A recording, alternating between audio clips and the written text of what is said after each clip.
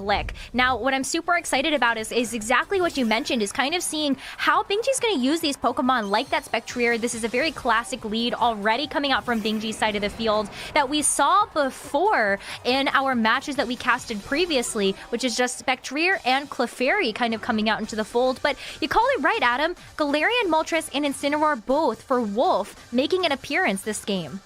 I think they're going to be important, and the Galarian Moltres is something that could start to really apply some pressure if it's it gets going and can really set up. Of course, the Incineroar, the Intimidate not so important in this matchup right now, just something that it may want to save for a little bit later, depending, of course, on what Bingjie is relying on in the back. But both trainers definitely know what their best strategies are for this matchup and just immediately start to show that one. In this case, the lead is not perfect for Wolfe, and the switch, once again, something he makes very early on. Yeah, but the switches last time were really great because Rillaboom was able to tank so much of the damage coming in. But Bingjie already going ahead and saying, hey, it's time to Dynamax. We did this early on in some of our previous sets, and let's go ahead and do it again. Spectrier gets a chance to get going here, despite in this first turn not getting a Nasty Plot boost, which is one of the moves that it does have in its moveset. So, maybe relying on those Grimnays or this helping hand coming out from Clefairy to dish out big damage. Yeah, and the Max Quake is the choice of move, and this Rillaboom switch could be absolutely essential. It's just not enough damage because it's not heading towards the Incineroar that he wanted to there. So, yes, the special defense boost could be a really big help, but that Rillaboom switch in really good there for Wolfe, as Moltres is the one to Nasty Plot. Yesterday it was Spectrier for Bingjie setting up those Nasty Plots. This time Wolfe saying, yeah, you can do that. I can do that too with my own Moltres and just start going after you maybe in the next couple turns. So that could be a really important piece of setup here for Wolfe. Yeah, and already you can just go ahead and see that Wolfe is hovering over, Dynamaxing that Galarian Moltres. One of the Pokemon that I feel like is such a fantastic choice because not only does it have a Life Orb attached, so it's going to be doing more damage, but you also have access to super effective Max Darkness. So that's another thing that you could kind of go for, or just those Max Airstreams to really boost up that speed. So many ways to help support this Galarian Moltres and the rest of its partners. Whatever gets hit by this Galarian Moltres now is going to be taking such a big amount of damage, and it's certainly something that Bingjie is going to have to watch out for. The Dynamax No Shock, this Nasty Plot or Swords Dance kind of set up into the Dynamax the next turn has been something players have been really keying into recently, and making sure that it's the perfect amount of damage that you need to set up. Galarian Moltres, a huge threat after the Nasty Plot, and I'll be curious to see if Bingjie can handle what it's going to be putting down, as this Rillaboom, does know that it needs to try and slow things down a little bit here with the fake out, but the Clefairy's been so smart to avoid that. Yeah, definitely still going for help there, just using those priority moves to be able to avoid those fake outs. But here comes a Max Strike coming in from the Spectrier, which is going to drop the speed of this Galarian Moltres. So maybe Wolfe thinking about using some of those Max Airstreams to even up the score a little bit later. But it's time for that Max Darkness, and it goes right into the Spectrier, which is not going to take that super well. Spectrier does not appreciate the nasty Plot boosted Max Darkness there from this Galarian Moltres. Yes, there's some HP recovery going on, and it's clinging on after those hits, but the Max Strike wasn't enough either to get the knockout there on Rillaboom, so it really is a tale of two near misses when it comes down to this game, and it's a huge ask of this Rillaboom to take those hits, but it's done it, and that's what it needed to do, I think, in this turn. Absolutely. And Rillaboom also hovering over that Grassy Glide. Not only does it get priority, but it's also going to be boosted on the grassy terrain. With that Spectrier in knockout range, that's going to be a really great way to kind of seal up this game. But Clefairy goes for the Follow Me here, which is going to direct away all of that attention from that Spectrier so it can fire off another attack. Rillaboom going for the Grassy Glide. It does a decent amount of damage, but Spectrier, most importantly, able to fire back with a Max Phantasm, knocking out that Rillaboom. Rillaboom's taken down, and defenses are coming down as well.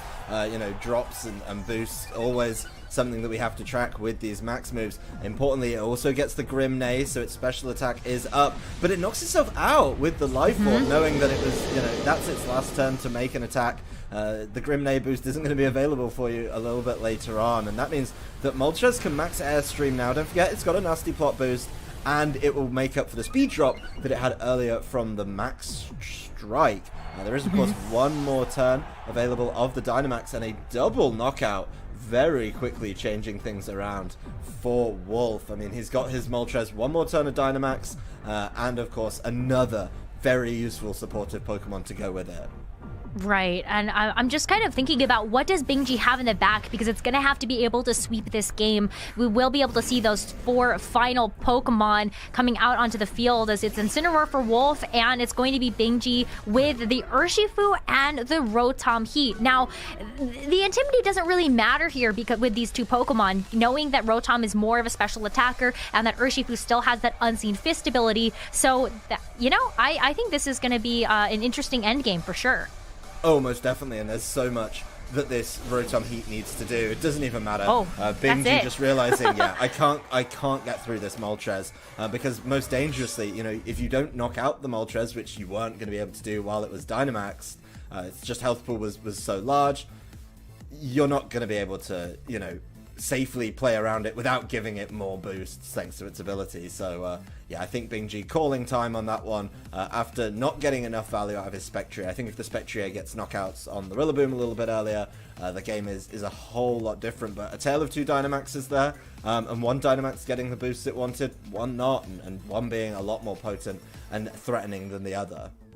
I mean, not to mention with the Galarian Moltres as well, we didn't even get a chance to see its ability Berserk actually go off. So that's another way it can boost its special attack and really create some problems for Bingjie's team. But Bingjie needs to make a few adjustments. I feel like the Spectrier just really not securing the knockouts it really needed to, even with the Helping Hand boost coming in from the Clefairy. You had that Rillaboom switch in that was super, super heads up play from Wolfe to be able to eat up that damage and make sure that that Clefairy wasn't going to be able to do enough to be able to help that Spectrier.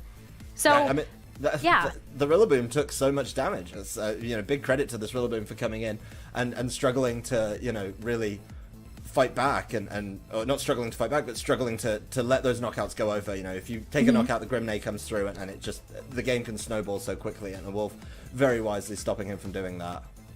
Absolutely, with the fake out pressure as well. But let's go ahead and get into game number 2 and see whether or not Bingjie can bring us back into a 3-game set, or if Wolfe is going to be our 4th and final player to enter into our top 4. It's going to be similar leads for Bingjie as it is that Spectrier and Clefairy hitting the field. But look at this, a different strategy this time around, Adam. It's going to be Urshifu and Colossal now coming out for Wolfe. I think Wolfe looking for something a little different, maybe trying to match just the pure speed and offense of this Spectrier that was so potent in the first turn. So making sure he can try and keep up and maybe steam engines the way that he wants to do that. Doesn't look like he's going to stick with it immediately though. Just mixing things up a little bit, getting rid of that Colossal immediately. Yeah, Colossal just going to leave the field now in favor of that Galarian Moltres, as we do see Clefairy now go ahead and use the Follow Me to become the center of attention as Nasty Plot this time around for Bingjie. So maybe this was the type of adjustment we needed to see, as Spectrier wasn't able to get enough damage off by itself. But Surging Strikes from Wolfe's Urshifu is going to find its mark onto the Clefairy. It's still not doing very much to it, but the good thing about that Follow Me is it really keeps that Spectrier safe to have that Nasty Plot. And that's exactly why the Clefairy Spectrier is such a powerful combination, right? They're able to the Clefairy looks after the Spectrier then takes that time to set up, and similar to what Wolfe did in game number 1, right? Where he said, well, I have this actual kind of rotating pair of fake out users to slow you down and force you into difficult moves you might not want to make, while I Nasty Plot and set up. It's certainly something that he's very good at doing. Being able to switch around with multiple fake out users is something Wolfe's done on previous teams that he's built and played with. So certainly smart play here from Bingjie, and I think this makes the Spectrier a whole lot more threatening. He saw in game number 1 that he wasn't able to get those knockouts without the Nasty Plot boost, and I think learning from that, acknowledging that, is really, really wise.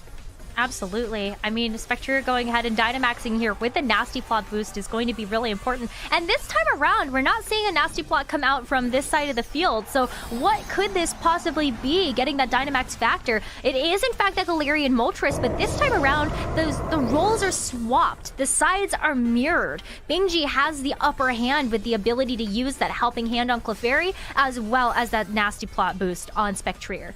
I'm very interested to see what the Spectre... I mean, the Spectre could really just start dealing all the damage it wants to, and just needs to make sure that its targeting is correct. Max Strikes lowering the speed could be good if they actually landed, which the Max Guard from Moltres really heads up play to avoid that, but, you know, this Clefairy is going to keep sitting on the field, keeping this Spectre safe, and both trainers going through the first turn of their Dynamax with no damage really landing. Mm-hmm.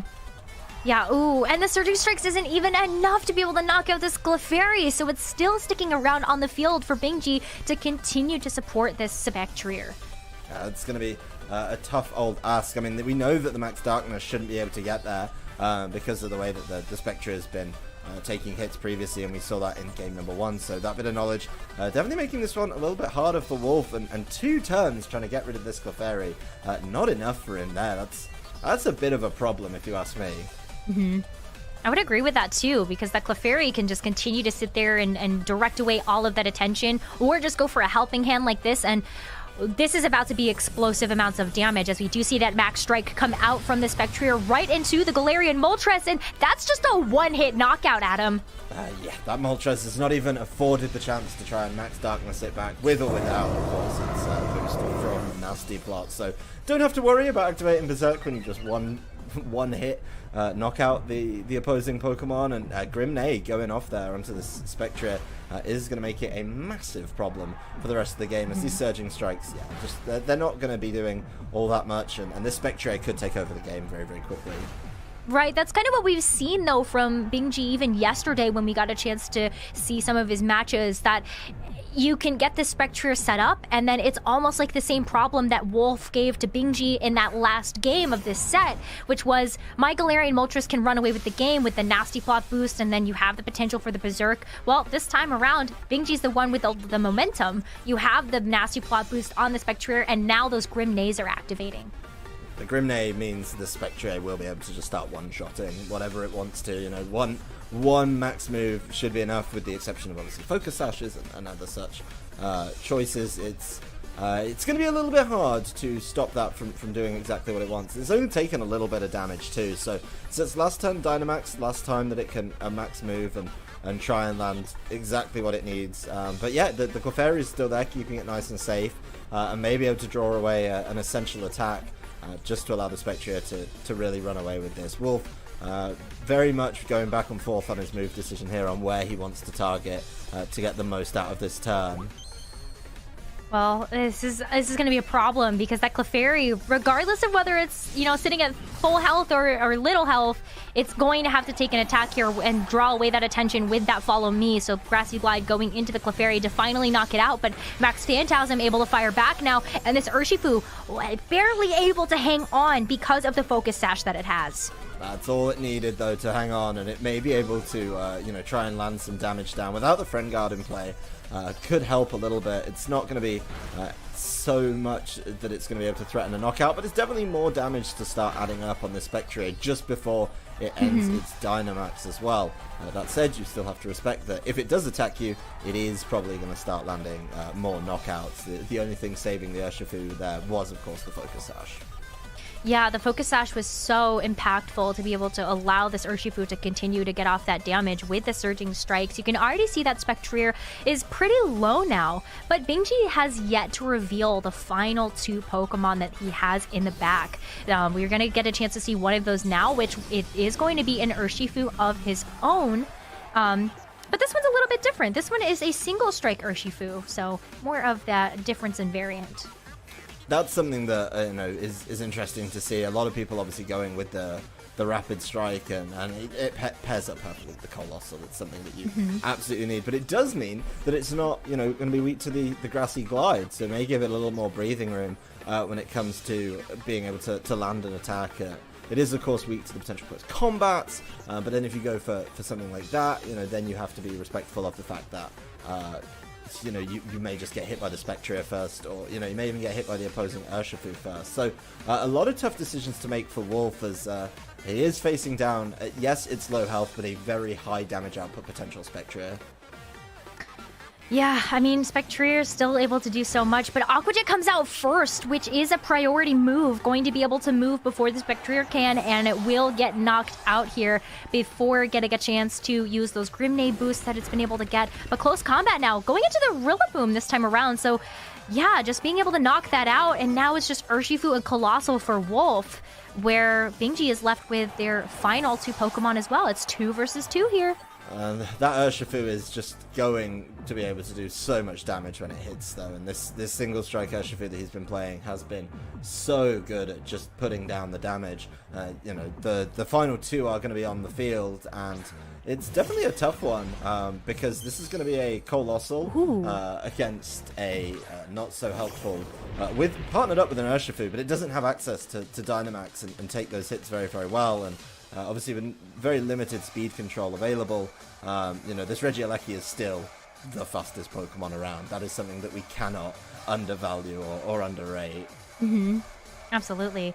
I mean, Wolfe locking in those moves very, very quickly, recognizes what he needs to be able to make this endgame happen, but Extreme Speed comes out first, coming out from the Regieleki, and because it's fast, even though those moves do share the same priority, the Aqua Jet's not going to be able to come through, and close combat just seals up this game. We are going to a game number 3. Bingjie able to bring us into a tied series.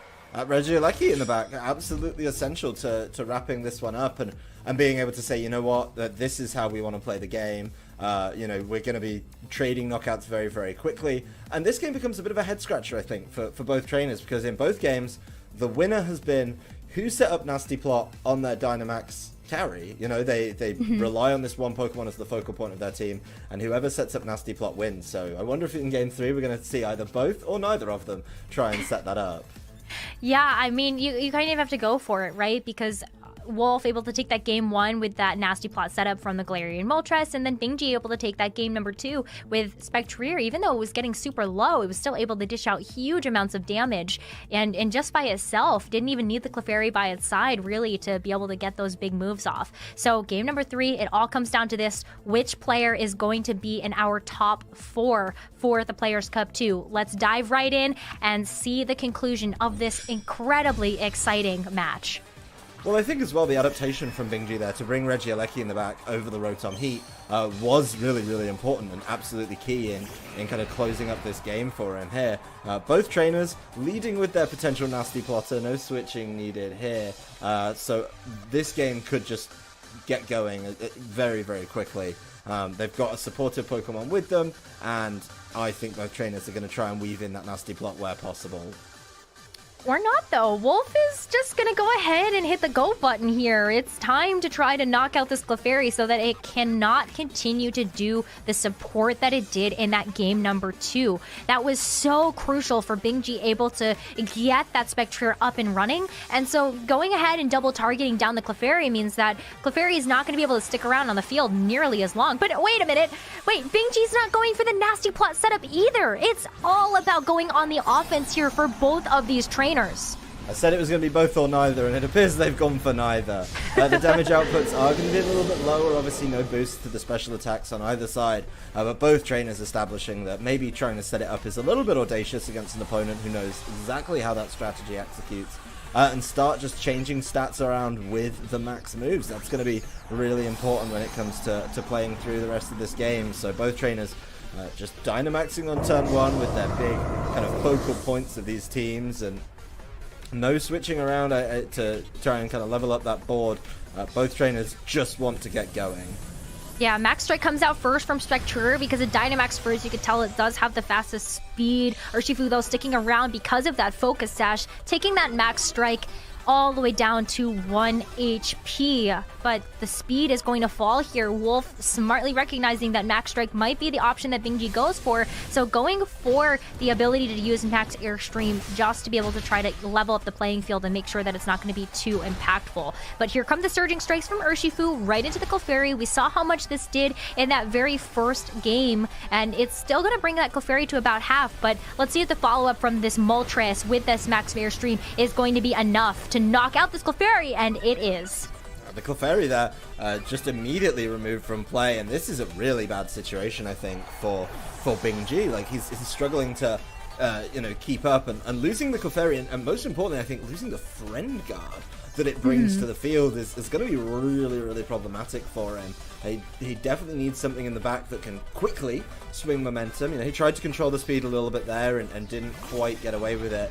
Of course, while speed's being controlled, a Pokemon that's just above it all, Regieleki, could be there, but it's a huge ask to try and get an easy knockout with this Regieleki, especially on something like that Moltres, which is going to be very, very healthy. And as we've warned, if you don't get the knockout and you activate its ability, it's a problem. Yeah.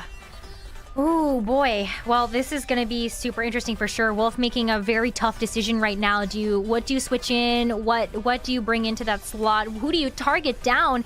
It's a very, very pivotal moment in this game to get this next turn right. This turn is huge for Wolfe, and I think if he gets this right, could just win the game off it, and that's probably what he's going to look to try and do. The Urshifu staying safe for later. Very wise. Could need that extra bit of damage, and we've seen it a couple times. This Rillaboom is a fantastic switch into some of the options that get thrown out. Not sure that they're the desired options from something like this Spectrier right now, but it's something to be careful of. And this Spectrier has been very defensive here with a Max Guard. Yeah, Electro Whip's going to come out here. It's going to be super effective on this Moltres, which is carrying that Life Orb, not the weakness policy. We noticed that was on the Colossal a little bit earlier, so it's safe to go for those super effective moves. But Max Darkness fires back, reading that Max Guard was going to come out here, and Regieleki barely able to hang on because of a Focus Sash that it's carrying as well.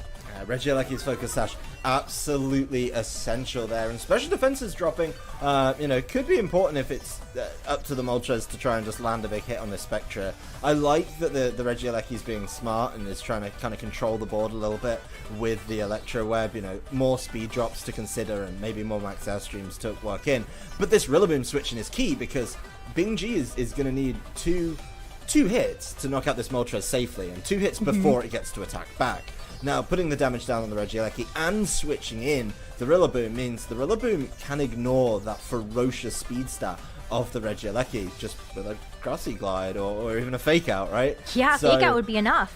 So, he's able to just completely ignore that and take this Regieleki out. And this is the turn that Bingjie needs to land some of those knockouts as well. So, a really tough ask. Maybe the Electro Whip damage is going to be enough, but of course, no Nasty Plot boost means this Spectre is not as terrifying as it could have been. Yeah, Spectre is definitely had its ups and downs, and look at this, even Bingjie giving up the rest of the Dynamax here because Spectre is definitely not safe in the face of this Galarian Moltres, bringing out the Urshifu instead. As Rillaboom does go for the Grassy Glide here, we'll be able to do that last bit of damage to this Regieleki to be able to knock it out.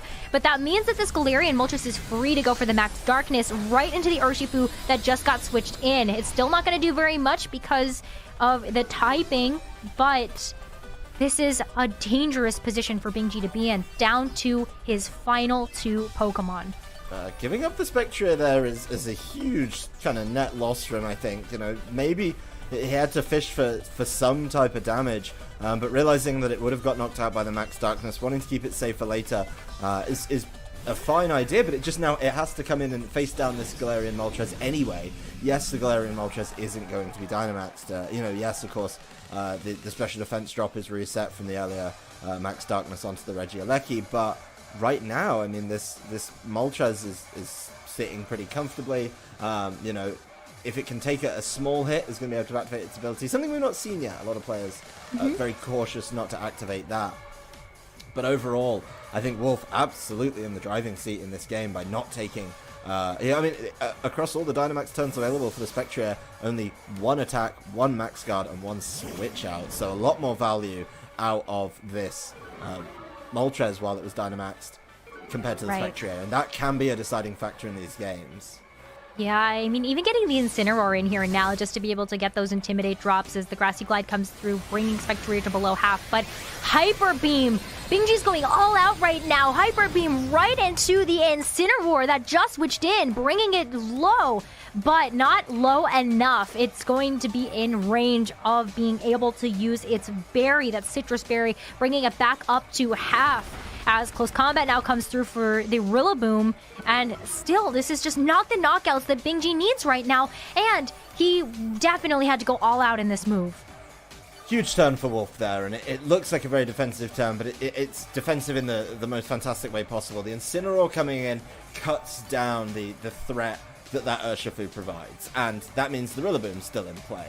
The Incineroar is also able to, it's not Moltres, so the Hyper Beam doesn't get the knockout there, and that's just a huge problem for the Spectrier in this turn. A really, really smart play from Wolfe. The Incineroar switch in, absolutely key. A Pokemon that has been terrorizing VGC for years now, but that is exactly the reason why. It's just so good in certain situations, and this Spectrier just taken out by the Grassy Glide.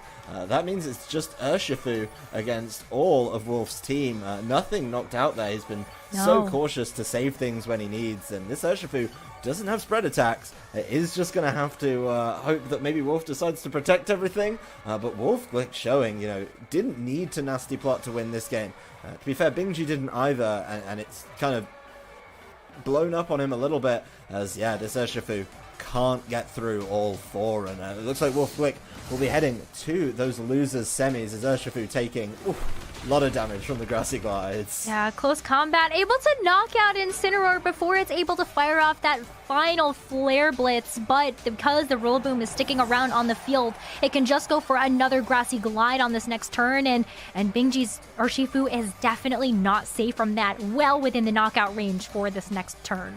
I think that Incineroar is going to be a bit of a consolation knockout for this Urshifu, just getting one to take with him. The Urshifu on Wolf's side is still knocking around. It's only got 1 health, but it's another Pokemon that you can just kind of throw in the way and see what gets targeted down. As you mentioned, though, Rillaboom still has access to just be Grassy Gliding, and I don't think there's a simple way back for Bingjie. This one looks to be getting wrapped up. He is going to try the Aqua Jet. Oh, no, Wolfe is actually Aqua Jetting. He's the one with the Rapid Strike, and we don't even get the chance to see the Rillaboom do it. That's going to be wrapped up by another priority move.